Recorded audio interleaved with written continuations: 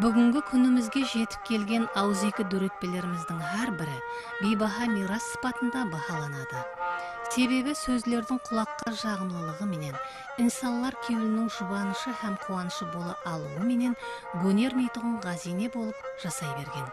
Соның шында әр бір дастан өз мазмұнына сай уақия хадиселерінің баянлануы менен гауһар сөзлер болып есапланады. Біздің текарғы мақсатымыз әр бір дастанымыздың ұлылығын тарифлеуден ібарат.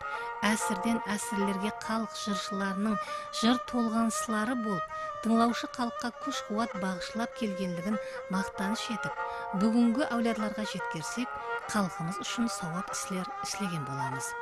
100 томлық фольклоры бар халық ұлы халық екенлігін, тіліміздің гауһар сөздерге толы екенлігін, ата-бабаларымыздың шайыр табиатлы ділвар болғанлығын осы дастанларымыз толық дәлелдейді. Біз өткен көрсетулерімізде 40 дастанның уақияларының жыраулар тарапынан тарифленуі, образлардың тартымлылығы һәм өзіне тән ұлылығы хақында сөз еткен едік. Дастан көркем сөзге бай шығарма болу менен бірге жыраулардан үлкен шеберлікті, сөзге ұсталықты талап еткенлігін байқауға болады. Себебі атақлы жиен жыраудың репертуарынан орын алған бұл дастан халықтың сөзі менен, халықтың басынан өткен уақиялары менен байланысады. Жиен жыраудың стилі дастанда жүре айқын сезіледі. Себебі қырғыз дастандағы айырым орындар менен Пошқан ел, жиен жыраудың Пошқан ел аямасын салыстырып қарасақ, қатарларды салыстырып қарасақ, эпизодларды салыстырып қарасақ, бұлардағы сөйлеу ұсулары жиен жырау қырғыз бенен Пошқан елдегі сөйлеу ұсулы бір шайырдың дөрөтушілік стиліне, жырау шайырдың дөрөтушілік стиліне, әсіресе авторлық сыпатларға, жекке дөрөтушілік сыпатларға көбірек ие, ауызекі авторлық поэзияның уәкілі болған шайырларға тән қасиетлердің бар екенін сезуге болады. Айтайық, мәселен, дастандағы мына қатарлардан біз бұның айқын дәлін көруімізге болады. Атамнан атау алғанда, қолдан қорған салғандай, қапталма қайтпастай, бұл қырқызды жиғанда, қалмақтың қаны сұртайша, ойран етіп қаламды қанға бұлғап, баламды күнітін шапқанда, сағирған қаллары су орнына аққанда, ақ білекті түрініп, ақ сауытты киініп, қайтпас батыр қырқызды, қапталма ертіп, асып биік тауларды сұртайшаның бетіне, шашып жалын уларды, кез келгенде кемесіз кешіп теңіз суларды, ақ теректі құлатпай, шығармай еш бір шуларды, саркөптің қалқын жылатпай, қырарман деп ямаса. Аталар, жанын отқа жақпаған, реті келген уақытында елден топтай қақпаған, қиямет күні толғанда, елдің жауын бақпаған, керек емес туысқан деген қатарлар, әлбетте, Пошқан елдегі. Пошқан ел ямаса, жиен жыраудың қареген толғауындағы, түйелер, бер түйемді ме, ылағым ма, ямаса Пошқан ел ме, қареген шығармасындағы стилік өзгешеліктерге жақын екенлігін көруге болады. Бұның өзі де жиен жыраудың әлбетте осы қырғыз дастанын дөрелуде авторлық үлесінің мәлім дәрежеде болғанлығын, басқа жырауларда осы жиен жырау салған жолдан кейін өздерінің варианттары менен осы дастанның байып толысына салмақлы үлес қосқанлығын көрсетеді.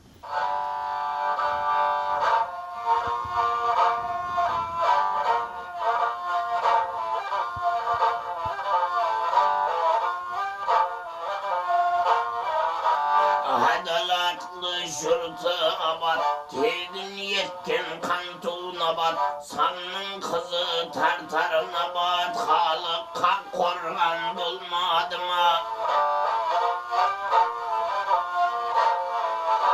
Мысырлы сорап балғия, кітап айтқан шахрухия, теңге қарап анафия, аты машхұр болмады ма?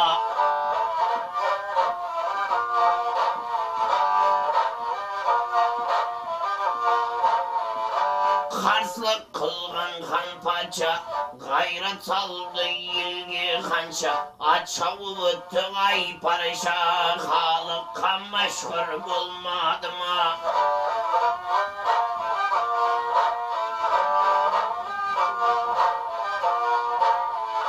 Жер жүзіне атым әлім, неше ханға берген тәлім. Жұрт сұра түріп ханым халыққа мәшһүр болмады ма?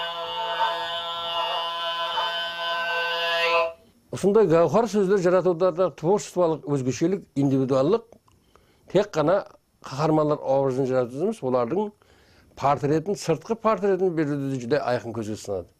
Жаңа мәселен біз тыңлаған, естіген қатарлар қияс жыраудың образ жасаудағы индивидуал өзгешелігі болса, Дастанның Құрбанбай жырау вариантында портрет жасаудағы индивидуал творчестволық өзгешелік, жыраудың шайыршылық ұқыбы, шайыршылық таланты жүде айқын көзге сынады.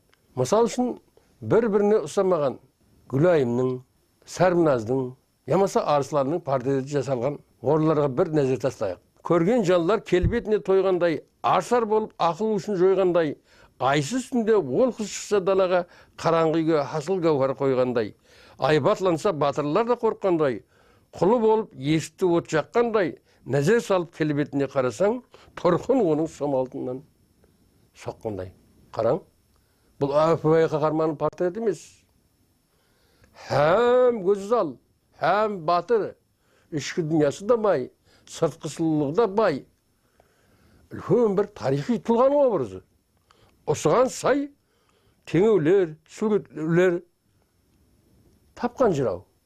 Осы көззаллықты беру үшін, осы батырлықты беру үшін, оның көззаллығын айсы үстінде ол қыз шықса далаға, қараңғы хасыл гауһар қойғандай. Ямаса батырлығын беру үшін, айбалданса батырлар да қорыққандай, тұрқы оның сомалтынан соққандай.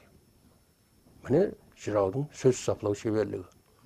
Адамның жесме ісмене сай сөз таңлауы, оның тұрқын беретін батырға ма, бедаға ма, ғашыққа ма, Әп-Уәй адамға ма, қайсыз характерлі өз орнында істетуге ұс қатарлардан айқын сезіледі. Ямасы Сәрбіназдың портретін жасалған жерлерге қарайық. Сәрбіназ бұл Сәркарда. Осыған лайық жырау Сәркарданың портретін берген. Осы 40 қыз ішінде бидай ерен қой көзлі, ақыллы, ауыр мінезлі, жүрегі аттың басындай, шаққан шақпақ тасындай Сәрбіназ сұлу бар еді. Бұл Гүлайымның Сәркардасы екенлігі, кеңесші екені. Әлбетте, үлкен адамдар, үлкен шақсылар, тұлғалар өзіне сай, осындай мәслихатлы шаққан, сұлу көззал, ақылы, пікірі, бір-біріне сай, жесіне ісіне сай адамларды таңдайтыны осы қатарлардан, осы сыртқы портреттен сезіліп тұрады. Ал енді Арсланның портретінің сөгетілген орындарда болса, бұл әлбетте қыздың емес, ер адамның, ер батырдың, үлкен бір елдің азаматының, батырының тұлғасы, сыртқы портреті жасалғанын айқын сезілуге болады. Жерден ойып пішкендей, бетінде өткір ажары, бейіш суын ішкендей, ашуы келсе батырдың полат темір кескендей, маңайдан төксе терлерін, дозақтың оты өшкендей, кіші пейілін нұр жүзлі, ақ сауыт киген үстіне найза алған дәсіне. Қараң, полат темір кескендей, маңайдан төксе терлер, дозақтың оты өшкендей батыр, сонымен бірге ол кіші пейіл нұр жүзлі. Бұл демек, портрет жасауда Құрбанбай жүдә бір асқан шеберлік көрсеткен деп ойлаймыз. Портреттен бұл қаһарманның образын толықтыруға, образының ашылуына мәлім дәрежеде үлес қосатын сыртқы белгілер әлбетте. Сол үшін оны тек қана келген жерден ойынан неге соны айта бермейді. Сөзді тыңлап, орлы жерлерінде қолданғандығы олардың тек мәзі атқарушы емес екенлігін, шайырлық ұпқа ие, дөретуші, сөз шеберлері болғандығында дәлелдейтін көріністер. Қырқыз дастанда халық тұрмысы текарғы образлар арқалы кең түрде суретленеді. Әр түрлі жат іллетлерге қарсы халықтың қаһармандық күресі шеберлікпенен жырланады. Соның шында дәстән мәртлікті, хақиқатлықты, достлықты үгітлеуші қалқылық шығарма болып кеңінен таралған. Осындай көркем дөретушілік шеберлік жыраулардың көркем деталь таңлауында да айқын сезіледі. Мысалы, Құрбанбай жырау дәстанды бастағанда Аллербайды айтып келіп, оның ізбез, оның алтылына тоқтаған жерлерде мынандай қатарларды келтіреді. Дүшпаннан өшті алғандай, ғайратлы қайтпас ісіне қалайық хайран қалғандай, ақылы сақи, кең пейіл, көргеннің кеулі толғандай 6 ұлы бар еді. Бұл сырттан қарағанда бір мәзі баялаудай. Аллербайдың 6 ұлын айтып отырғандай, 6 үйінің бар екенлігін. Бұл информация деген нәрсе. Бірақ жырау, осы информацияда бір орынға жыраулар, әсіресе Құрбанбай жырау жүдә үлкен ахмет береді. 6 ұлы деген жерге. Бұл Қарақалпақ халықтастан екен. Қарақалпақ халқының тұрмысын сәулелендіріп атыр екен. Демек, соған сай белгілерді беру керек, рәмзи белгілерді.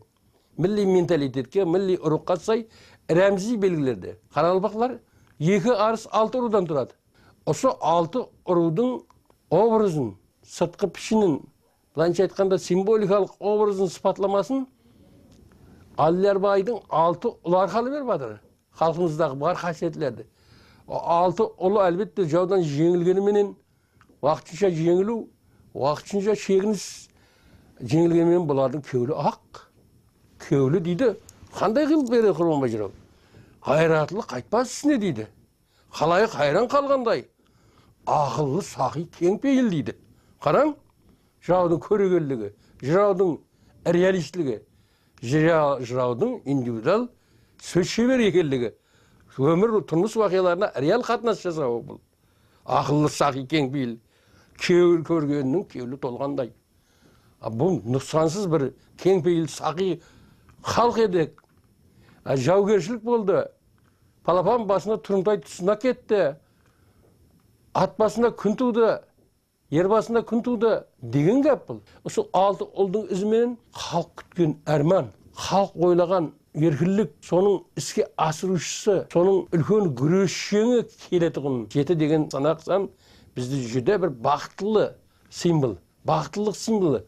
7 ықылым дейміз, 7 ай, 7 күн той беріп дейміз. 7 арқалы біз көбірек жақсы уақияларды, жақсылықтың дерегін сөйлейміз. 7-ші болып тұғылуы, Гүлайымның осы 6 ұлдан кейін 7-ші болып тұғылуы, шайырдың нәзерінде символикалық түрде халыққа келетін жақсы күннен, жақтылықтан, жеңістен, қаресіліктен, ергіліктен дерек беріп тұратын детал. Міне осындай деталдар беру арқылы жыраулар жазба әдебиеттағы әрбір шайырдан кем емес. Соның ішінде олардың шығармалары халық елегінен өтіп, осындай қоллы тәрәпілерменен халықтың кеуліне қомлы болып, әсірлерден әсірлерге сом алтындай болып, құйылмас сом алтындай болып, бізге көркемлік бейбақа мирас болып жетіп келген. Тарихта Қарақалпақ халқының мақтанышы болып ат қалдырған хаял қызлар хақындағы ауызекі дөретпелер, аңыз әфсаналар жүдә көп. Қырқыз дастандағы Гүлайым батыр, басқа дастанлардағы сияқлы тек қана батырларға жәрдем беретін жолдас сыпатында емес, батырлықты өзі басылайтын жеңілмес күшке ие батыр қызлардың сардары һәм ақыл парасатлы инсан сыпатында суретленеді. Дастанның дөрелу деміне ұсындай мәртлікті ұран еткен хаял қызлардың болғанлығын көрсетеді. Жыраулар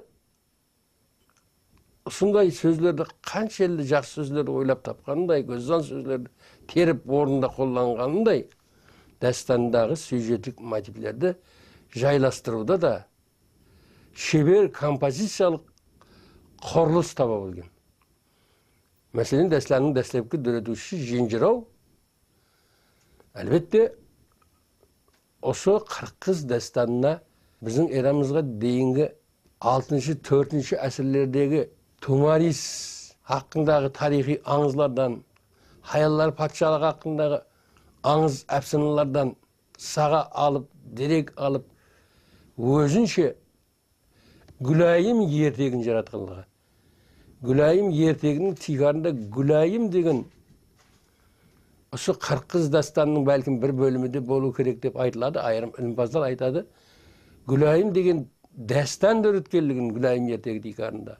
Osu dastan Qırqız dastanının lühüm bir bölümü bolup qurağanlığın son jenjirau baslap bergen bul baslamany başka jıravlar da özünçe tворстволuk jol menen hem dasturi milli epikalık dasturlarga şeýin alda davam etkenligin körge bolady. Bunday süjet dastanda tek gana özek kılıp alıngan. Bu süjetler жаңа biz aytkan eski süjetler, ayallar patşalığı, ayalların yerligi, merdligi hakkında, tumarisi hakkında аңыз ba, mayli zarina hakkında аңыз ba, mayli ayallar patşalığı hakkında аңыз ba, Gülayim yertegimi. Bular dastanının dörevine ülken epos bolup jesilişinde ideyalık törkü gana hizmetini atkargan. Osu uruktu eski аңызlardağı, tarihi аңызlardağı hayal kızlarının yerligi hakkındağı çıkan barlık ağızdaki folklorluk жазба çıkarmalarda osu eski davrlerdeki osu ruhi halatты dastanının önüm boyuna singdirip жиберген. Яғни айтқанда dastanның бас қаһарманы Gülayim'in hem onun 40 kızının boyuna singirgen osu қасиетлерді. Со 40 kız arkalı, Gülayim arkalı osu eski davrlerdeki ayal kızların merdliginin жаңғырығын сезімізге болады. Osu ruh жағынан, сіңуі жағынан, osu ruhtың önüm boyunda dastanның жаңылап есіліп тұру жағынан dastanның bir süjetlik katlamı, kompozisiyalık süjetlik motiv katlamı, bu ayıkın motiv емес, bu abstrakt motiv. Eski dövrlerdегі barıp işlasады. Yani dastanның köp katlamlık құбылысында, polistadiyалық құбылысында eski dövrlerden elementi бар деп жүргеніміздің мәнісі осы. Dastanda xalq көрінісі жүда көркем сөзлер менен, теңеу, эпитет һәм басқа да көркемлеу құралларының халық нақыл мақалларының орынлы қолданғанын көреміз. Тілі жеңіл, қосықлар бастан аяқ толғау түрінде атқарылады. Қырғыз дастан Қарақалпақ халқының үлкен мәдени естелігі болып есептеледі.